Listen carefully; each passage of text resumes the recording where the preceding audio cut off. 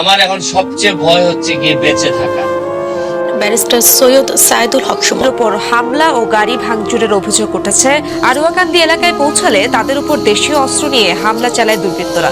ভাঙচুর চালানো হয় গাড়িতে। ঝুঁকি এখন সবচেয়ে বেশি বলে জানিয়েছেন জাতিসংঘের কর্মকর্তারা। আপনি জানেন গত 6 মাসের মধ্যে আমি বুরাক টাওয়ার 14 বছর ধরে সরকারের সাথে 900 কোটি টাকার একটা সিটি কর্পোরেশনের সাথে ছিল, আমি মামলা করে এই 900 কোটি টাকার ব্যবস্থা করে দিছি। জানেন আমি বাংলাদেশে আমার কাছে মনে হয় যে ন্যায় বিচার করা আরো কঠিন, কারণ যে সমাজে আপনার বেশিরভাগ মানুষ কেন জানি মানে ন্যায় বিচারের পক্ষে থাকে না শেষ পর্যন্ত। এখানে ন্যায় বিচার চালিয়ে যাওয়া, নিজেদের পরিবার নিজেদের ইমেজ ঠিক রেখে এগুলা রাখা খুব কঠিন। আমার কাছে মনে হয় যে রীতিমতো একটা হাসরের ময়দানে আমরা ঘুরে বেড়াই, যে বলে না যে হাসরের ময়দানে ইয়ানপসি এবং মানে একটা আপনারা যখন এইসব জায়গায় থাকেন, আমার কাছে মনে হয় যে বিশ্বাস করেন এখানে আপনাদের গাড়ি চলে নিয়ম মাফিক, জায়গা নিয়ম মাফিক, সব নিয়ম মাফিক। আর আমাদের বিশ্বাস করেন আমি যে এলাকায় কাজ করি এখানে আমার এই কিসের প্রবলেম হয়ে গেছে, এজমা। এবং এজমার কারণটা কিন্তু হচ্ছে কি আপনার শুধু হচ্ছে কি বাতাস, মানে আমাকে এইসব নিয়ে আমাকে কাজ করতে হয়। তা আমি আপনাদের কাছে দোয়া চাই, একটা ইতিহাস আমি তৈরি করতে চাই।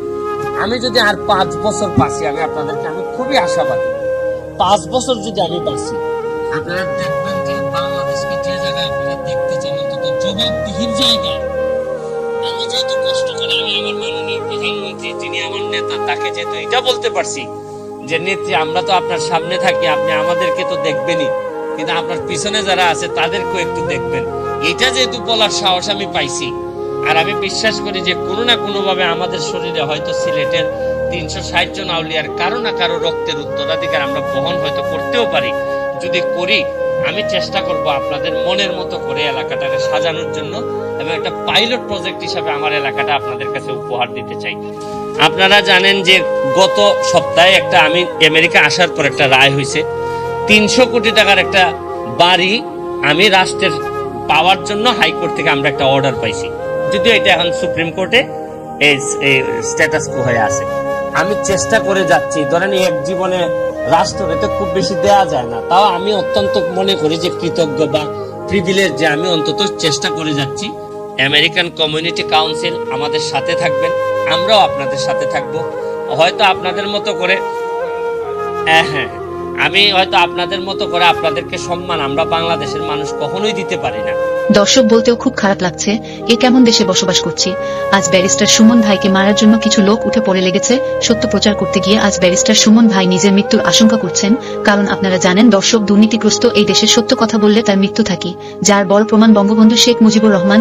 ব্যারিস্টার সুমন ভাইয়ের শত্রু কিন্তু সাধারণ কোনো মানুষ নয় দর্শক, ব্যারিস্টার সুমন ভাইয়ের শত্রু হচ্ছে বড় বড় এমপি মন্ত্রীরা, যারা দুর্নীতি করে দেশটাকে শেষ করে দিয়েছেন, আর তারই প্রতিবাদ করত সাধারণ জনগণের হয়ে মানবতার ফেরিওয়ালা হিসেবে ব্যারিস্টার সুমন ভাই।